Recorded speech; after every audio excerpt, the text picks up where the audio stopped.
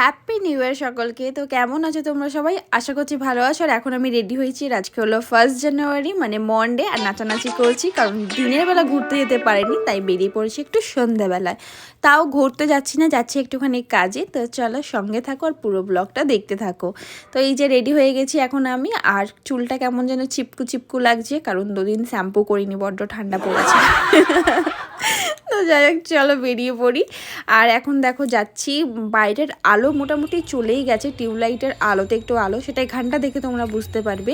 আর এখানে যে পিকনিকটা হয়েছিল মানে ক্লাবের, সেই বেলুনগুলো টাঙানো দেখে ওম এখানে লাফালাফি করছে নেবে বলে, ওর নাকি বেলুন চাই। তো যাই হোক, যে দরকারটা ছিল একটু এসেছিলাম শাখার দোকানে। তো শাখার দোকানে কাজ মিটে গেছে, এখন চলে যাচ্ছি একটুখানি ফুচকা খাবো বলে। তো ওম এখানে যাই হোক খেলনার দোকান দেখতে পেয়ে গেছে, আর ওর এখন এই বলটা চাই। যে বলগুলো দেখছো, এই বল অলরেডি ওর একটা রয়েছে যেটা আমরা খেলি, বাট ওটা পেন দিয়ে ফুটো করে বেলুনটা দুম ফটাস করে দিয়েছে। তো নতুন নতুন অনেক রকমই বল দেখা হলো, বাট ওমের ওই সেম বলটাই চাই। তো দেখো এখান থেকে ফুচকা নিয়ে নিচ্ছি। নিয়ে গেছিলাম একটুখানি শ্বশুর বাড়িতে, মানে শাশুড়ির বাড়িতে।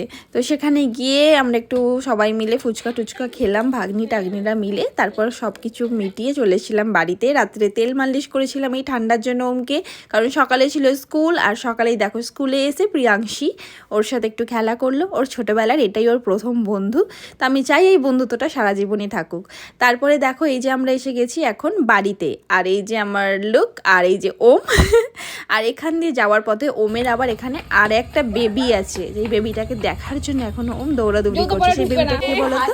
এই যেই পুচকিটা, অ্যাকচুয়ালি নামটা আমি জানি না। তো আমাদের ফ্ল্যাটের নিচেই থাকে, আর ওম এখানে আসতে বেশ ভালোবাসে। সঙ্গে খেলা করো, একটু নাচ দেখিয়ে চলে আসছি এবার বাড়িতে।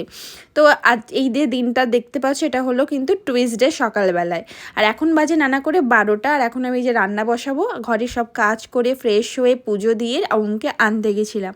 আর এখানে রান্নার মধ্যে চাল ভিজি আর মাছটা নুন হলুদ মাখিয়ে গেছিলাম।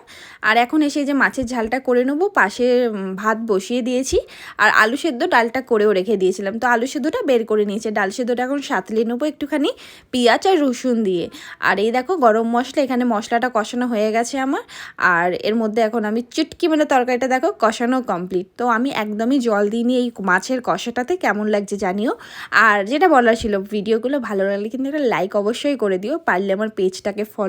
আর আমার চ্যানেল, ইউটিউবের চ্যানেল আছে একটা, sprinkle Priyanka's lifestyle channel, subscribe করে দিও। তো চলো আজকের মতো টাটা সবাইকে।